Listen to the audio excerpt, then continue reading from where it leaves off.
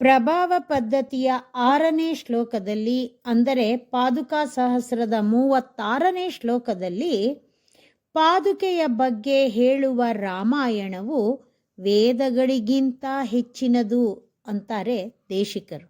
ಶ್ಲೋಕ ನೋಡೋಣ. ತಿಷ್ಟಂತು ಶ್ರುತಯಸ್ತತೋಪಿ ಮಹಿತಂ ಜಾಗರ್ತಿ ತತ್ಪಾದುಕೆ ತತ್ತಾದೃಕ್ ಪ್ರತನಾಯ ತಾವಕ ಗುಣಗ್ರಾಮಾಯ ರಾಮಾಯಣಂ ಯಸ್ಯಾಸೀದರವಿಂದ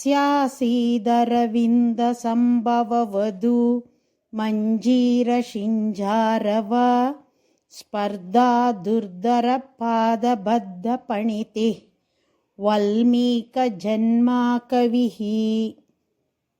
ಪಾದುಕೆ, ಹೇ ಪಾದುಕೆಯೇ, ಶ್ರುತಯಃ ವೇದಗಳು, ತಿಷ್ಟಂತು ಬದಿಗಿರಲಿ, ತತೋಪಿ ಆ ವೇದಗಳಿಗಿಂತಲೂ, ಮಹಿತಂ ಕೊಂಡಾಡಲ್ಪಟ್ಟ, ತತ್ ರಾಮಾಯಣಂ ಆ ರಾಮಾಯಣವಾದುದು, ತಥಾದೃಕ್ ಅಂತಹ, ಪ್ರತನಾಯ ಪ್ರಸಿದ್ಧಿ ಉಳ್ಳದ್ದಾಗಿರುವ, ತಾವಕ ಗುಣಗ್ರಾಮಾಯ ನಿನ್ನ ಗುಣಗಳ ಸಮೂಹಗಳನ್ನು ತಿಳಿಸುವುದಕ್ಕೆ, ಜಾಗರ್ತಿ ಎಚ್ಚರದಿಂದಿದೆ, ಯಸ್ಯ ಯಾವುದೊಂದು ರಾಮಾಯಣಕ್ಕೆ, ಅರವಿಂದ ಸಂಭವ ವಧು ಕಮಲ ಪುಷ್ಪದಲ್ಲಿ ಉದ್ಭವಿಸಿದಂತಹ ಬ್ರಹ್ಮನ ಪತ್ನಿಯಾದ ಸರಸ್ವತಿಯ, ಮಂಜೀರ ಶಿಂಜಾರವ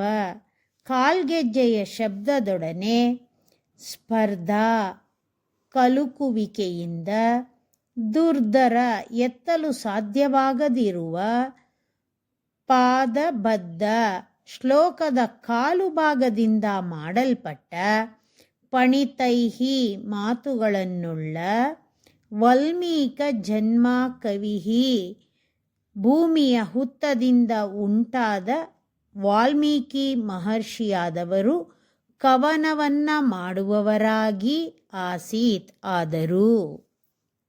ಹೇ ಪಾದುಕೆಯೇ, ನಿನ್ನ ಮಹಿಮೆಯನ್ನ ವೇದದಲ್ಲಿ ಹೇಳಿರುವುದು ಹಾಗಿರಲಿ, ವೇದಕ್ಕಿಂತ ಮಿಗಿಲಾದ ಶ್ರೀಮದ್ ರಾಮಾಯಣದಲ್ಲಿ ನಿನ್ನ ಗುಣಗಳ ಬಗ್ಗೆ ಅಪರಿಮಿತವಾಗಿ ಹೇಳಲಾಗಿದೆ ಅಂತಾರೆ ದೇಶಿಕರು. ರಾಮಾಯಣ ವೇದಕ್ಕಿಂತ ಉತ್ತಮವಾದದ್ದು ಎಂಬ ಮಾತನ್ನ ಸಮರ್ಥಿಸಿಕೊಳ್ಳುವ ವಿಷಯ ಹೇಳ್ತಾರೆ. ವೇದದಲ್ಲಿ ತಪ್ಪಾದ ವಿಷಯವಾಗಲಿ ಅರ್ಥವಾಗಲಿ ಇಲ್ಲ. ವೇದದಲ್ಲಿ ಹೇಳಿರೋದೆಲ್ಲ ಖಂಡಿತ ಸತ್ಯ.